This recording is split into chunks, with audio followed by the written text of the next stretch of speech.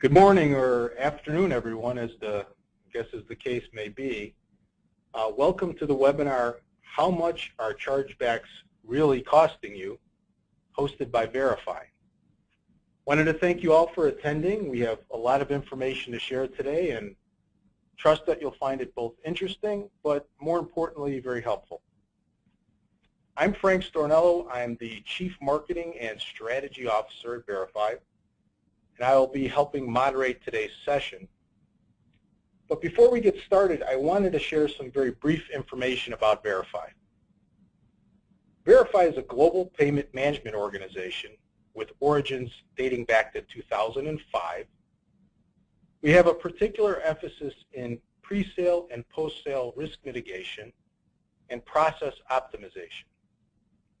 We process over 11 billion in sales annually and manage over 1 million chargebacks on behalf of our clients. So as far as the structure of our session today, we're going to have a Q&A portion immediately following the webinar. So please feel free to submit questions in the comments section so we can address as many of those questions as possible during that time. So without further ado, I'd like to introduce our speaker, Chris Marchand. And Chris is our VP of Business Development. And Chris is a payments industry veteran with well over a decade in the space.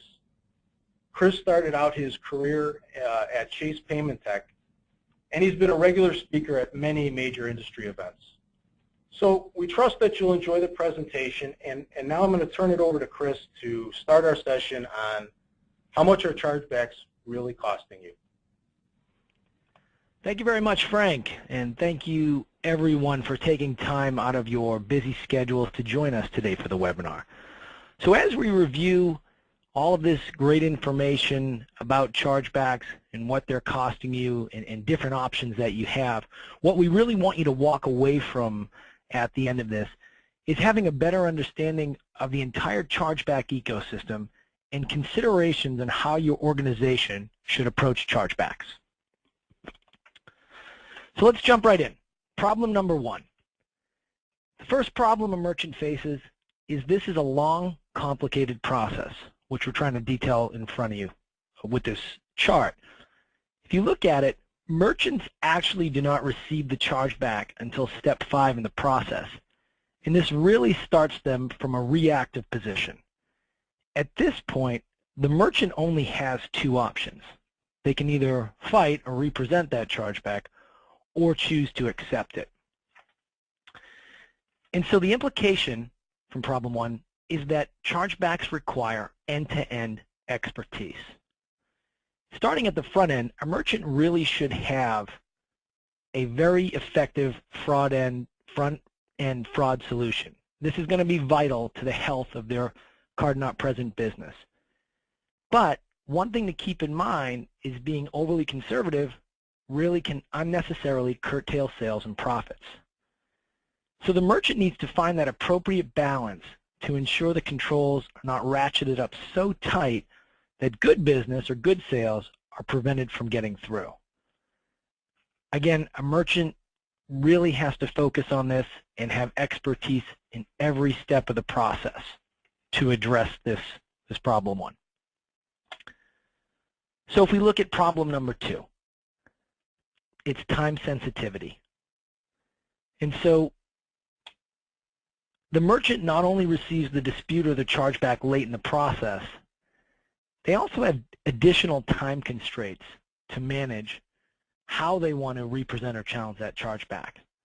And so basically once the merchant receives it, it's too late to take action or stop any type of an order delivery. So the implication is, by the time you hear about it, it is usually too late to present. And so at this point, if the merchant receives the chargeback, it has typically been 17 to 20 days since the customer contacted that issuing bank to begin the dispute process. Not only does the merchant not have a chance to prevent that chargeback, but they have no chance to save that customer that they work so hard to acquire. And so really what's happening here is the cardholder is bypassing the merchant altogether.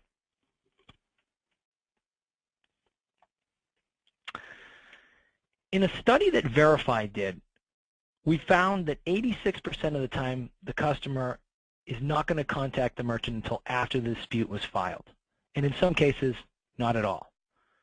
I'm sure some of you feel like this is closer to 100% of the time, but there are things you can do to address the issue, whether it be working with or using a third-party solution or changing the ways your consumer can interact with you, which we'll dive into later in the presentation. So let's take a peek at problem number 3. It's a very time-consuming process to challenge or fight a chargeback. The life cycle is complex. There's many cooks in the kitchens trying to address the cardholder's problem. And so because of the nature of this process, it can actually take anywhere up to 180 days after the original sale for the merchant to even be notified of the chargeback.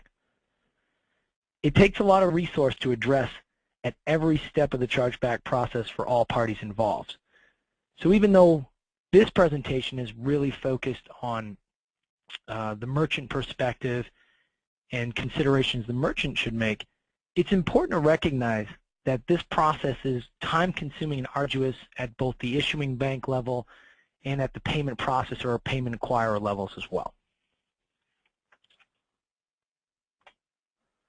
The implication of this: merchants require that certain level of expertise to be effective. There are a number of different types of chargebacks, each with their own reason codes, rules, and effective techniques for representing.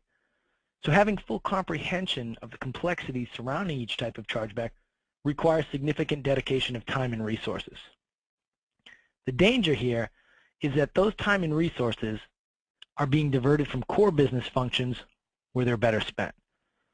So a merchant may have all the necessary documentation to successfully represent the chargeback, but if it's not represented exactly according to the rules and regulations, it will not be successful, which costs the merchant both resources and money. So let's talk about friendly fraud. And in a recent study done by JP Chase, contained in their annual online fraud report, they indicated that 41% of all chargebacks are from friendly fraud.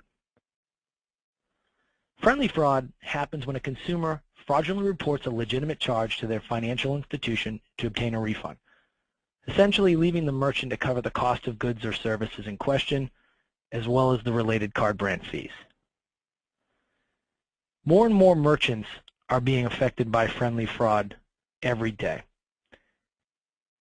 Please keep in mind that some friendly fraud is accidental and could occur, for example, if one family member or household member is reviewing their card statement, sees a charge, and there was no communication between the two people, they may contact their issuing bank claiming they don't recognize the charge and issue the charge back that way.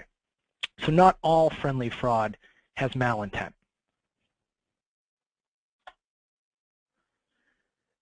Data breaches have actually compounded the problems surrounding friendly fraud.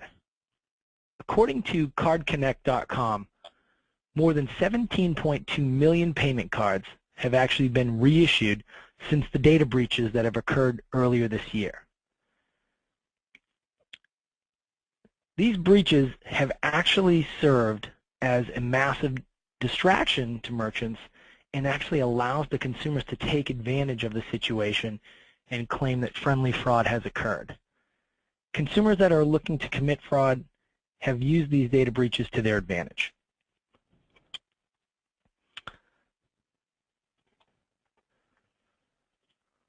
So what is friendly fraud in action? There are several reasons or reason codes merchants should familiarize themselves with, which are common ways in which friendly fraud manifests itself. For example, goods or services not as described. The tan shirt I ordered is blue. And these are some of the appropriate chargeback reason codes that would be associated with these. I never received a computer. The customer claims they never got the product or service by calling in. And these are some of the reason codes that are associated with these particular chargebacks. And then, I don't remember renting the movie. The cardholder doesn't recognize. This is probably the most common reason code associated with friendly fraud. This also allows the consumer to actually keep their current card open and active, as opposed when they claim it's a truly fraudulent chargeback and process it that way with the issuing bank, because at that point the consumer is going to have their card canceled and reissued, which then makes it a lot more challenging. I know me personally, I have my particular card set up for many recurring payments with my cable bill and my cell phone and so on. So being able to claim that you don't recognize a transaction if you're a fraudster allows you to keep going out there and perpetrating this exact type of activity over and over again at different merchants. So here are some common reasons for chargebacks occurring. And the top one, criminal fraud, this is what I was just mentioning, where in these instances where this type of fraudulent chargeback occurs, that card is supposed to be canceled and reissued by, the issuing bank. Some of these are a little bit more obvious: credit not processed, item not received. But when we think about technical problems or canceled recurring, maybe if I can give an example of either of those. For a technical problem, this could potentially be an issue between the issuing bank and the merchant, resulting in some type of a double charge or double authorization to that cardholder. With respect to the canceled recurring chargeback, this could actually be a timing issue, where the consumer called to cancel the recurring charges, but the merchant didn't update their system quick enough, and unfortunately, the consumer goes and checks their card statement and sees that charge occur anyway, and then calls their issuing bank, says, hey, I already canceled this, and there we have a chargeback. So that's important to remember for you merchants with that recurring billing or membership type platform where you're billing these customers on a pre-specified basis, like a monthly basis or so on and so forth. The other thing to really keep in mind with regards to canceled recurring is that this could potentially trigger multiple chargebacks. So for instance, if I'm purchasing a gym membership and I call in 1 month and I think I've stopped my gym membership, and then lo and behold, I'm kind of a deadbeat when it comes to checking my card statement. I check it 4 months later. I see 4 straight months of gym bills. I'd call my issuing bank saying, hey, I contacted them back in January and told them to stop this. What will result is, as a merchant, you're going to actually see 4 separate canceled recurring chargebacks come through for that unique consumer. And so after everything we just discussed right there, why should you care? Well, you should care because there's huge ramifications that are like a giant punch in the face, as the picture illustrates. There's many different costs and fees, but the biggest threat lies in your chargeback ratio. Dollar amounts of chargebacks are irrelevant when it comes to chargeback ratio. It is actually a percentage that's arrived when looking at the number of chargebacks as related to the total number of transaction sales processed. And when the chargeback ratio exceeds 1% or 1.5% for various card types, there could potentially be additional fees, fines, and in the worst case scenario, a merchant could potentially lose their right to accept those particular brands of payment. And so the other thing you want to keep in mind is that there are additional chargeback fees from your payment processor or your payment acquirer, as well as those fines and penalties that I mentioned that are the results of a monitoring or an excessive chargeback program. To make matters worse, you still need to pay your staff, and the original product or service that was sold probably won't be returned. So unless you have a strategy to address chargebacks, you can't do anything about it. And if nothing is done to address, and you just let this fester, could potentially lose your ability to accept certain payment brands or even your merchant account altogether.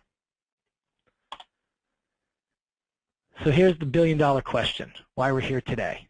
How much do chargebacks really cost?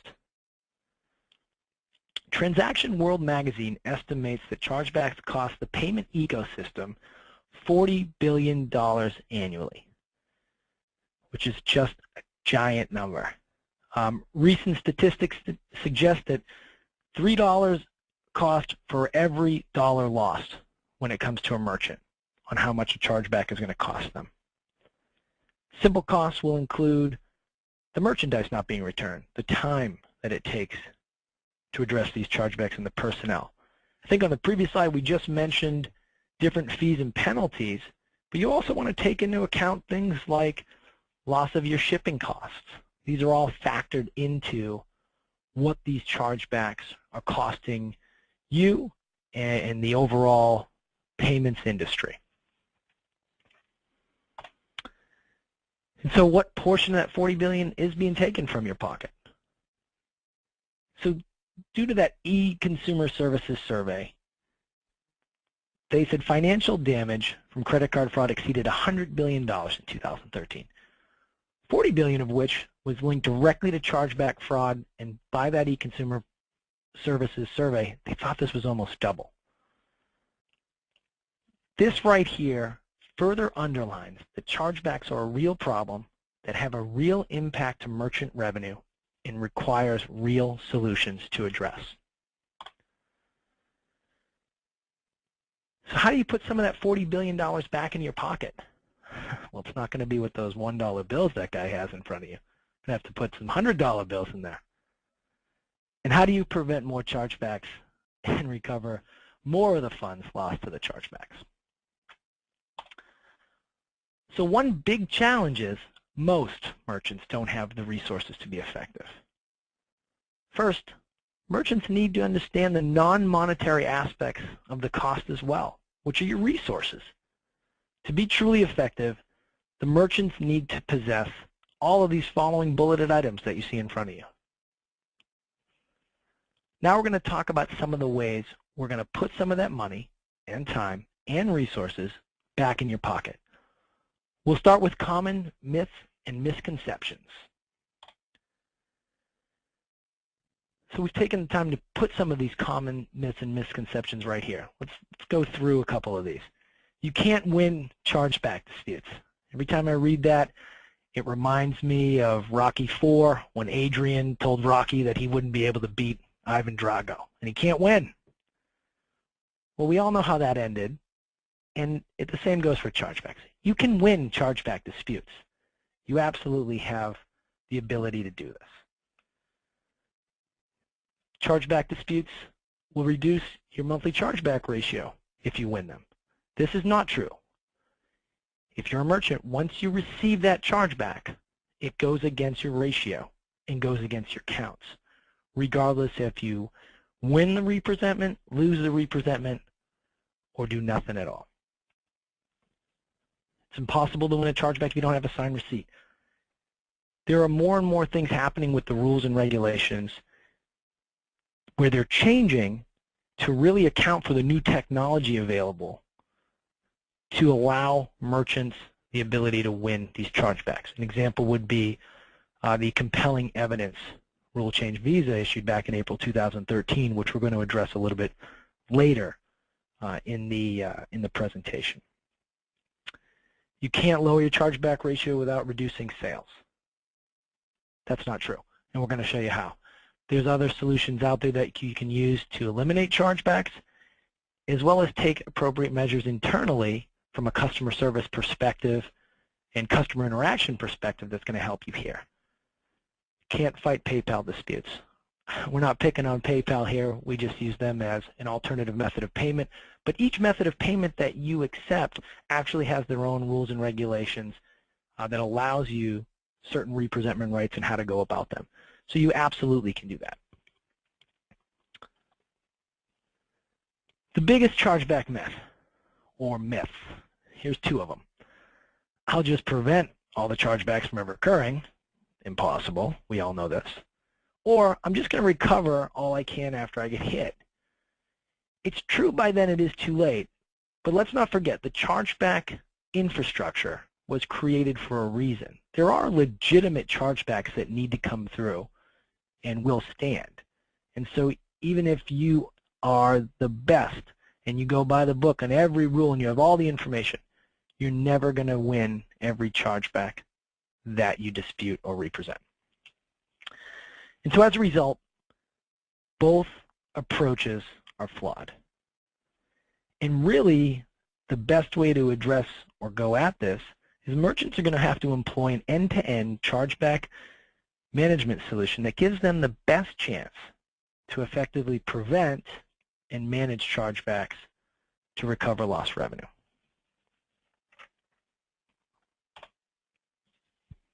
So what should a merchant's approach be?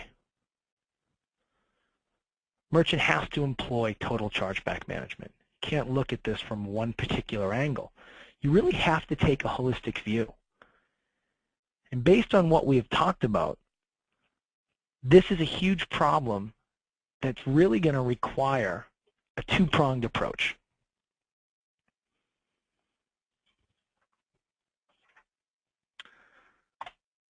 So let's jump right into discussing how we can prevent chargebacks.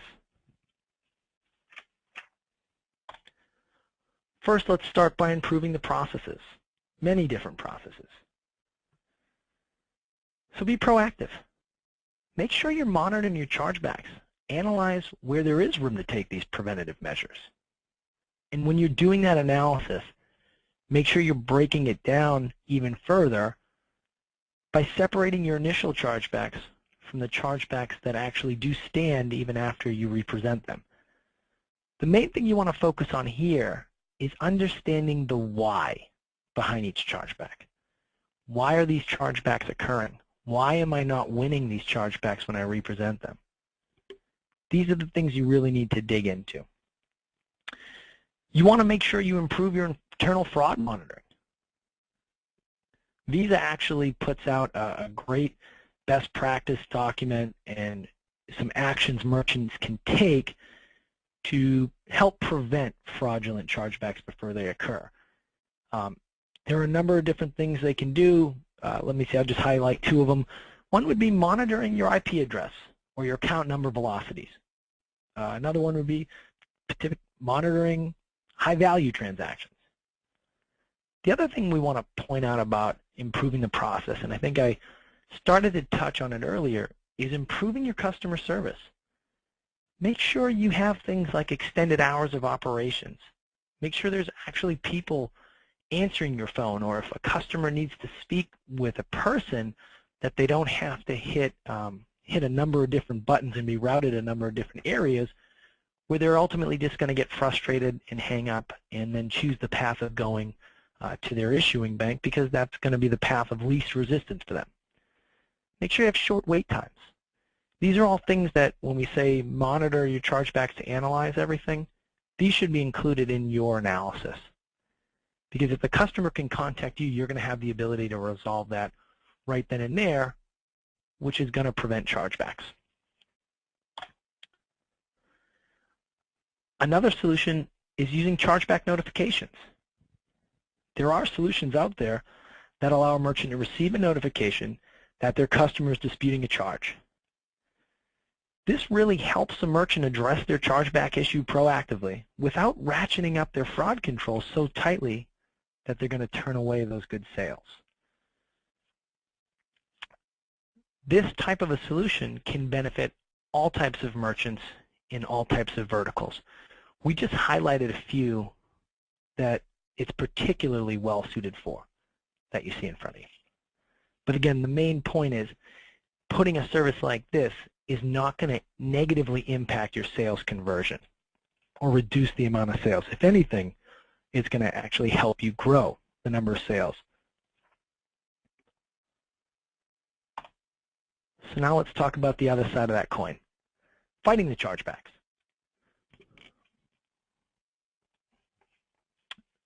These are going to be addressing everything that gets through after all your prevention efforts have been exhausted.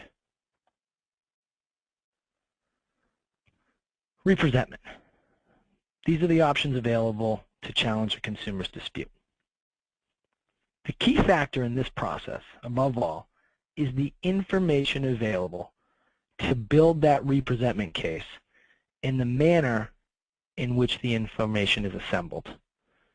Really need to make sure that when you do represent, you're adhering to all the rules and regulations and meeting all the proper time frames. Some considerations that you want to have as a merchant is, what is your policy? Is it fight or flight? And so before you decide to start fighting chargebacks, make sure you analyze your business case. Consider ROI and time spent. Representment carries a fee from your acquirer, so you may end up spending more money than you will get back from the process. These are things that you really need to think about, as well as choosing your battles carefully. And what we mean by this is, as far as being selective, don't take the throw everything at the wall and see what sticks approach. That's going to be both inefficient and costly to you in the long run. Make sure you're grabbing the right information. I think we touched on that in the previous slide. And then after you've done all this and really taken stock in what you have available to you and what your policies are going to be, you really need to consider, does it make sense to keep it in-house?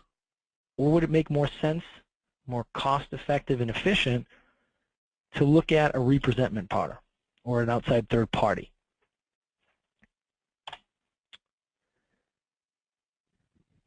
Here is what I was referring to a little bit earlier when I was referring to the compelling evidence rule changes back in April 2013.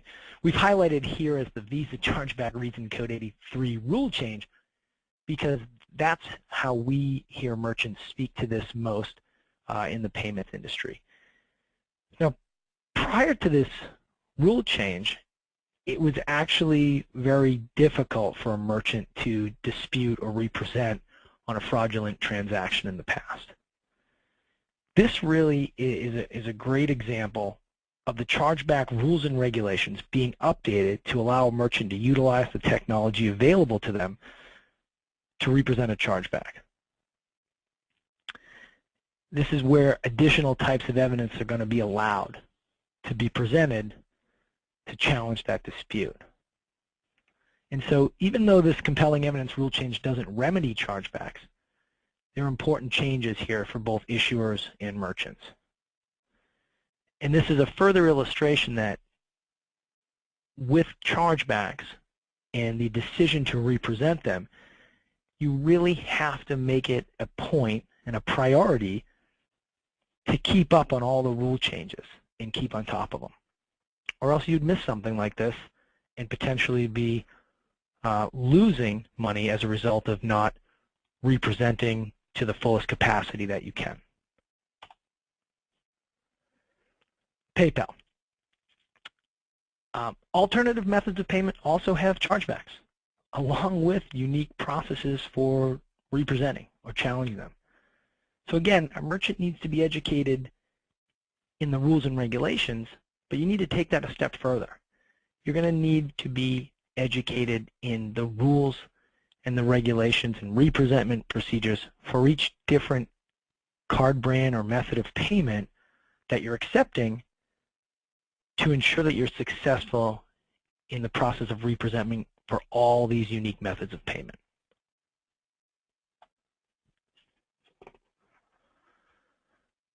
You want to dispute unavoidable chargebacks. Here's a couple ideas around operational effectiveness that you consider.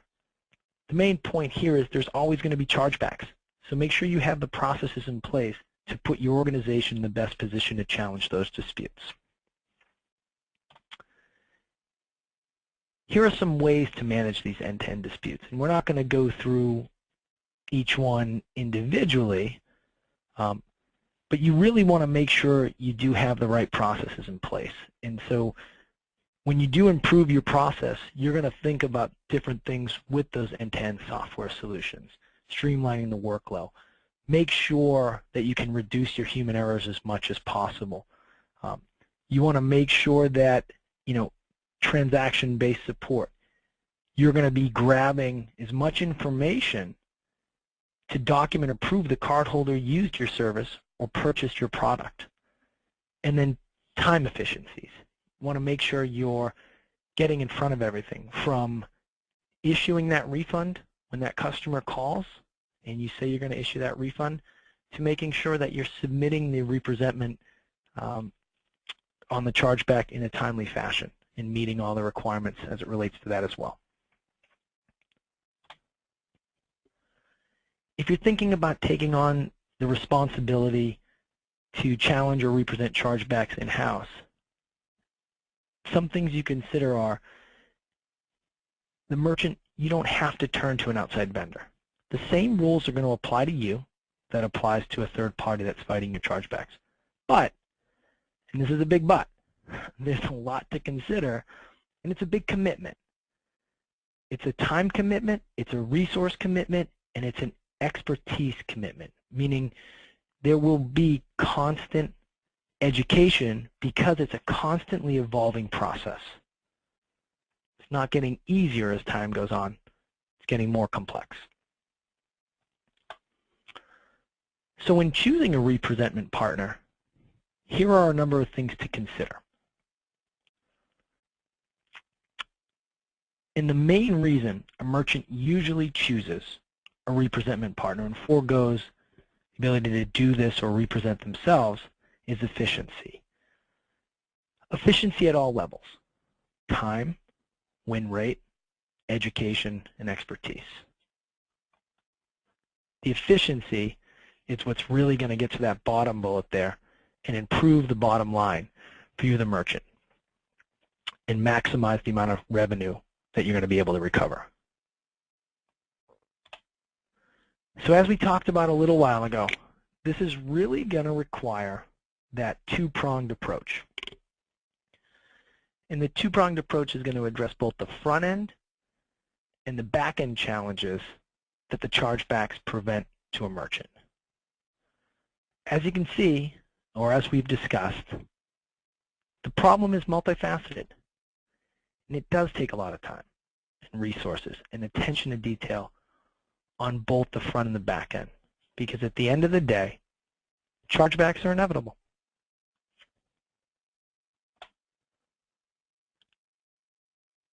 So here's an option to consider on what's available to help you prevent chargebacks. Verifi has a solution called the Cardholder Dispute Resolution Network, or as you can see in front of you, CDRN for short. And this enables merchants to stop disputes before they become chargebacks. As we discussed on some of the earlier slides, this type of a solution can actually increase sales conversion, as it enables a merchant to loosen up restrictive front-end fraud prevention measures, allowing for an increased number of legitimate sales to be processed. CDRN not only eliminates or prevents chargebacks, but as you can see from this slide right in front of you, it actually eliminates a number of steps in the process. So if we look at the left side of the screen, this is what you saw in the first couple slides of the presentation, which is the chargeback lifecycle. Merchant comes in at step 5 we talked about. If you look on the right side where CDRN comes in almost immediately after the consumer dispute. To give you a little bit more visibility into that, so we mentioned step 5 where the merchant receives the chargeback on the left-hand side of the screen. That's approximately 17 to 20 days. With CDRN, that notification is actually to the merchant within about an hour after the consumer beginning the dispute process with their card issuing bank.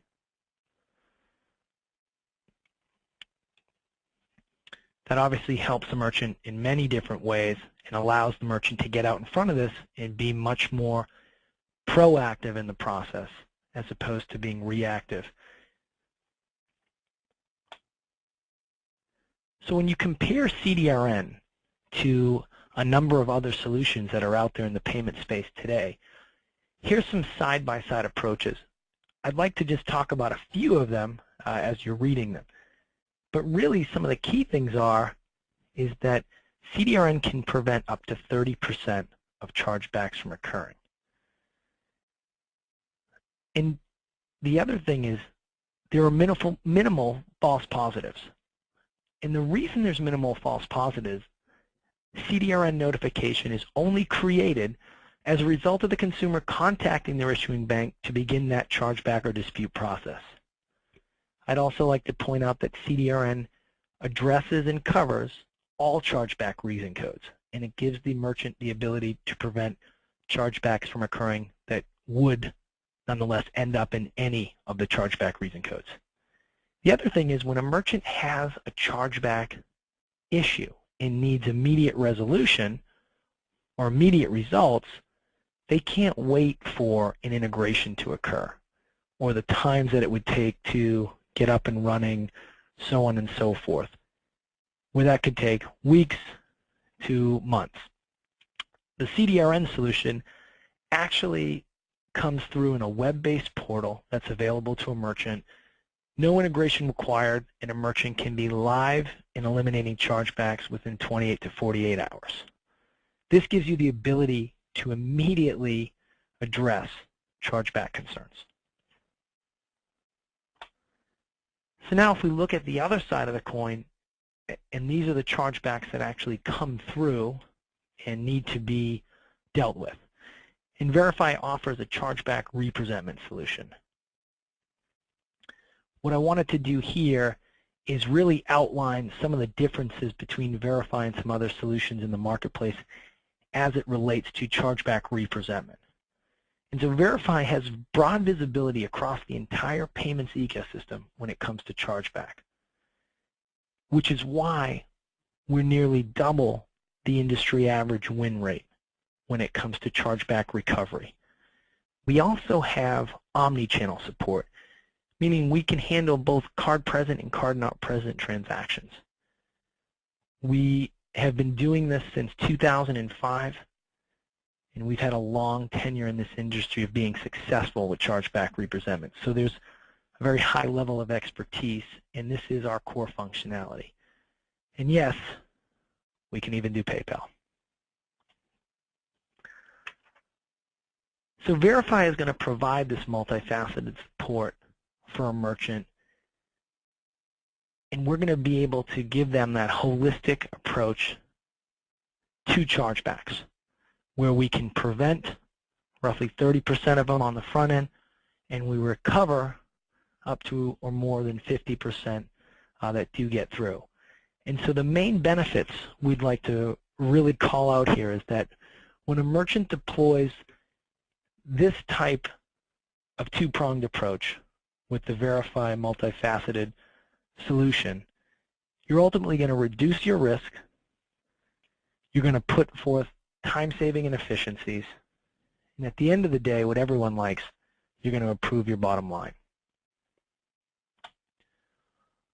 So in a nutshell, chargebacks, they're a large growing problem, and let's really emphasize large and growing. We're not going to be reversing this trend. And so as a merchant, you really need to understand the entire ecosystem and have that end-to-end solution that handles and focuses on all aspects of the chargeback, both prevention, management, and recovery. And so with that, we'd really like to thank you for joining us today. And I want to hand this back over to Frank Stornello to wrap everything up.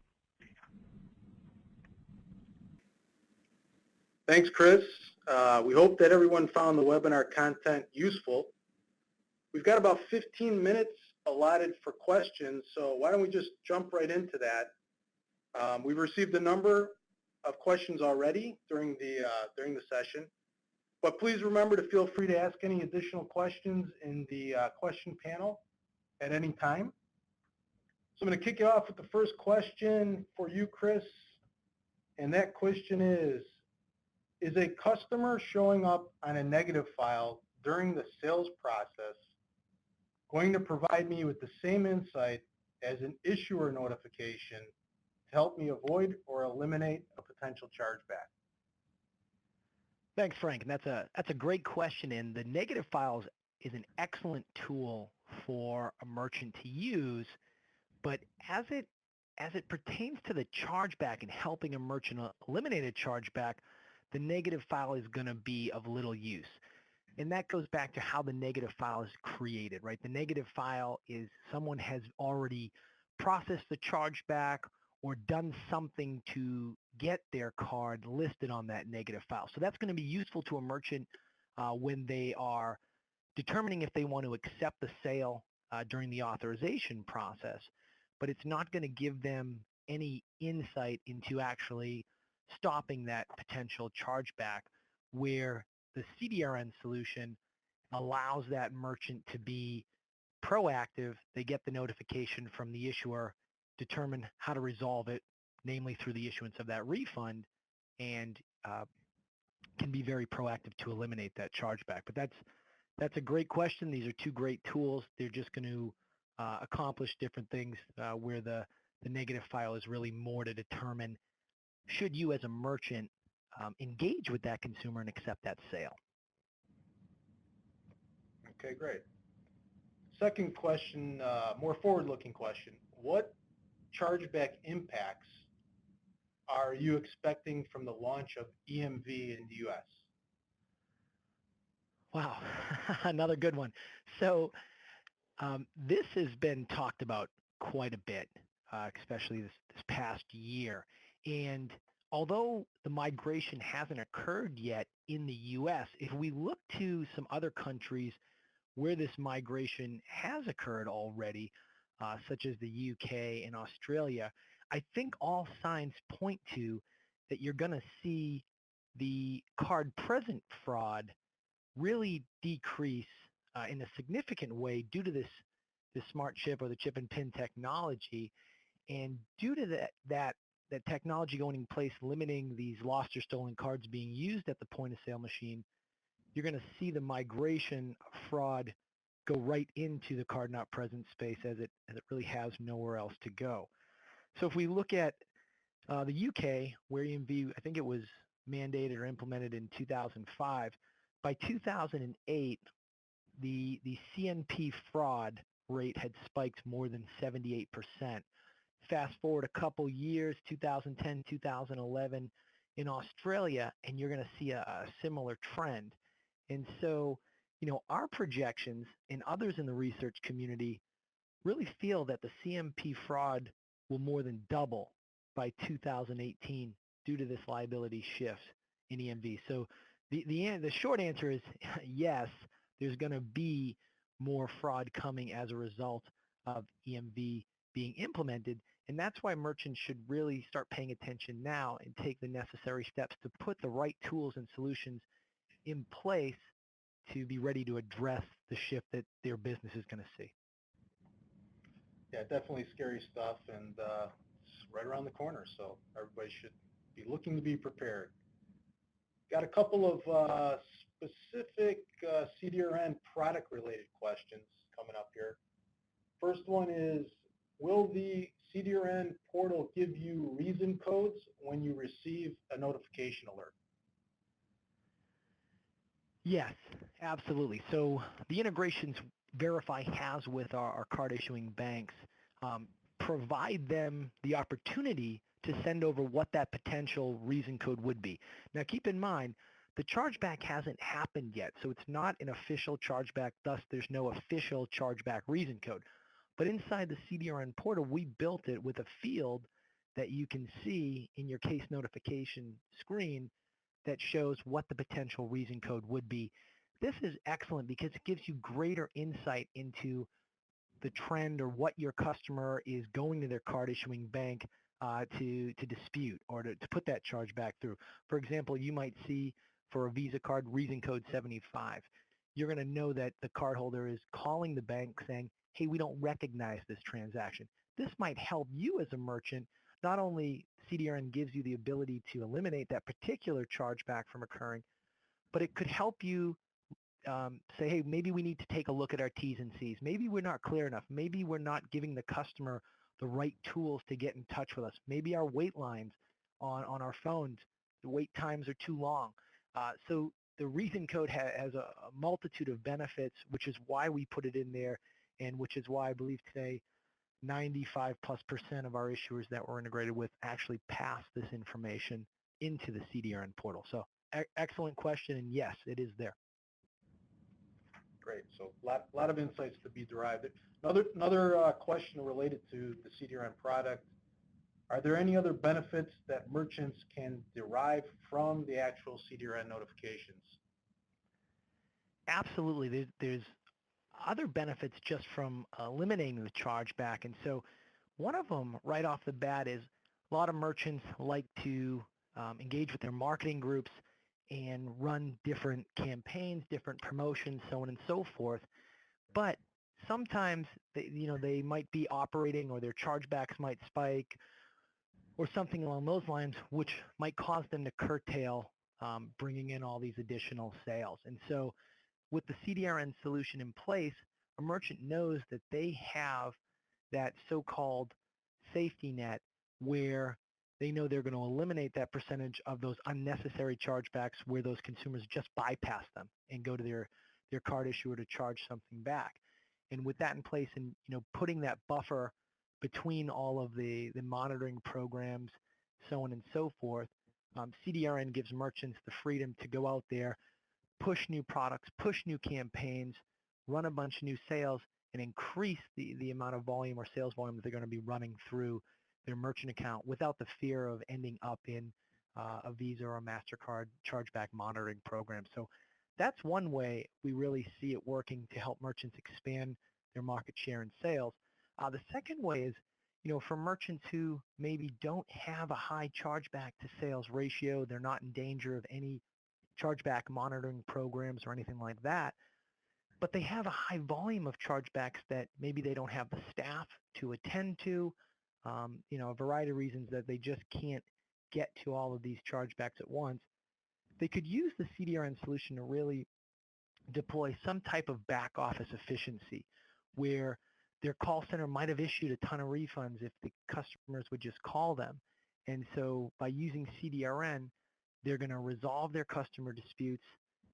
They take care of them right then and there, and they make their back office more efficient as opposed to waiting 17 to 20 days to get the charge back from their acquirer. They're dealing with something almost immediately. And I guess to piggyback on top of that, there's a lot of insight into your consumer's behavior. As I mentioned earlier on the webinar, the notification is generated by the issuer and pushed into the CDRN portal within about an hour.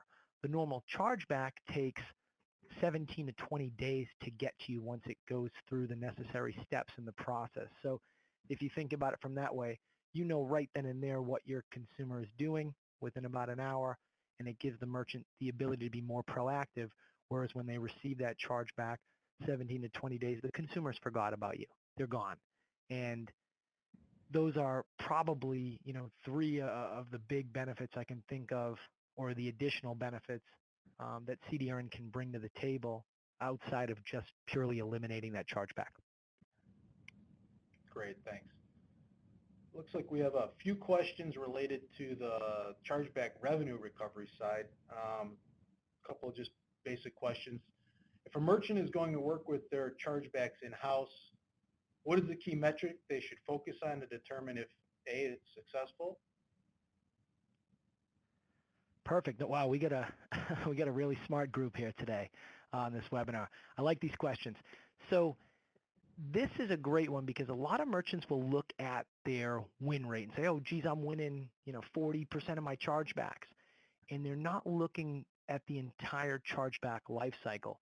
So if you're going to take your chargebacks in-house and you're serious about representing them, the key metric I would urge you to focus on would be how many second chargebacks are you receiving after you represent and win that first chargeback.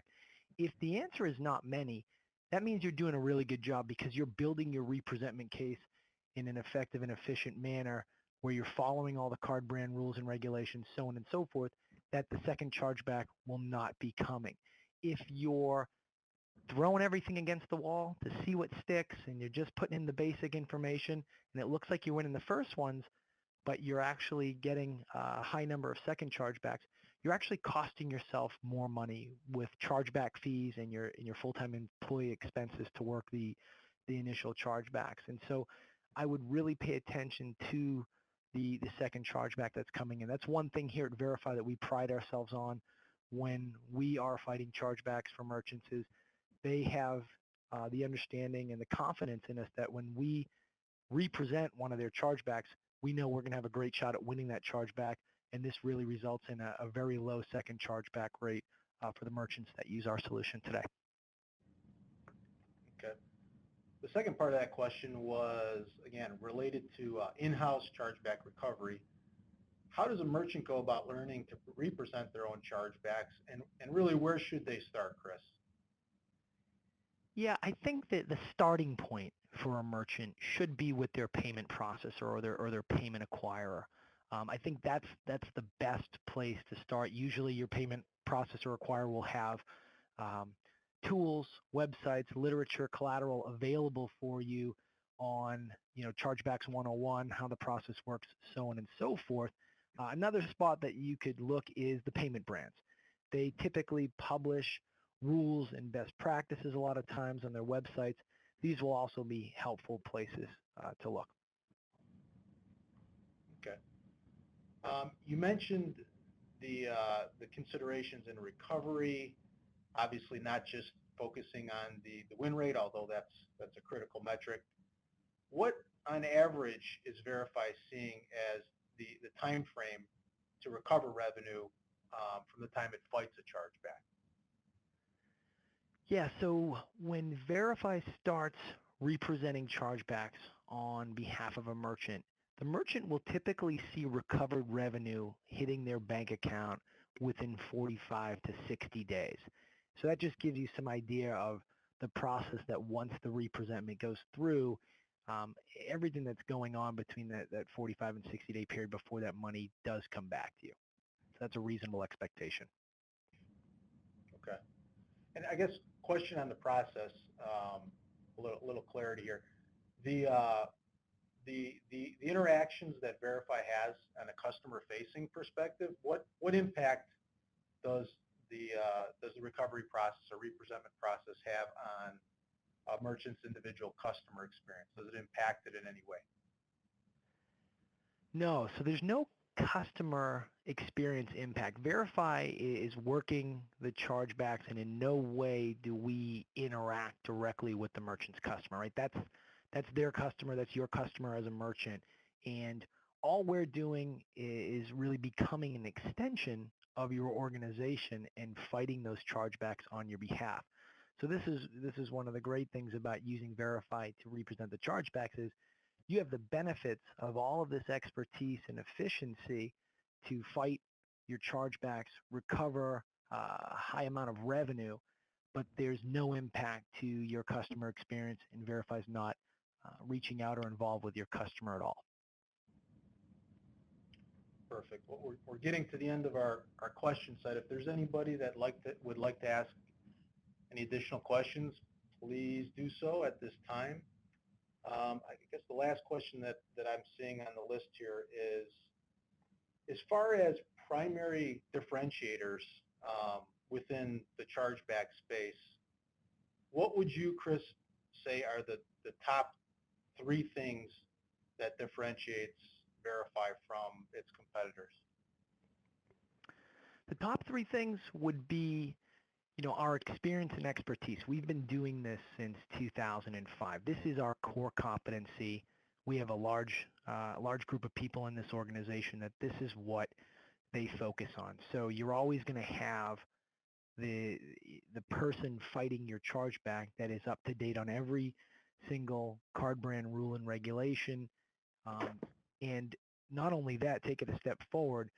Once we get notification of when the card brand rules change, which are typically every October and April, we start working right then and there to ensure that our merchants and are ready for these changes coming, and our team is ready to begin fighting those chargebacks and understand those rules. I would say the next thing is scalability. We're able to grow with the organization, and so if a merchant's using Verifi and outsourcing the chargebacks, as the merchant grows, if they were fighting the chargebacks themselves, they would naturally have to continue to add employees. With this, everything stays the same from the merchant's perspective with Verifi, but Verifi can handle that additional volume and grow with the merchant. And then the last piece is, just the performance, the amount of revenue recovery. I think I mentioned earlier in the webinar, JP Morgan Chase in 2013 said the merchants on average win about 27% of their chargebacks. Verifi today for our merchants, is winning north of 50%. So we're almost double the industry average. So with that expertise, you're going to have a high win rate, high rate of recovery, low rate of those second chargebacks coming back, which then, I guess this is 3.5 efficiency, right? We're going to do this. We know how to do it, and we see all of these different chargebacks from all these different verticals and merchant category codes. We have direct interaction with all these issuing banks, and so there's a level of expertise that we provide that a merchant's just not going to be able to obtain on their own, because that's not going to be the merchant's core competency. Excellent. Well, as I mentioned, that was our last question. So again, as you heard, chargebacks, big growing problem, doesn't seem to be slowing down any. In fact, all projections are pointing to that problem only getting worse. So it pays to be prudent and proactive on both the prevention side as well as the recovery side, as you heard. We will send a post-webinar follow-up with all of Chris's contact information and other points of engagement. If you have any questions that come up after the fact, please don't hesitate to reach out. We'd be happy to help. Again, on behalf of Chris and myself and Verifi, I want to thank everybody for attending the webinar, and hope everybody has a great day. Thanks again. Bye now.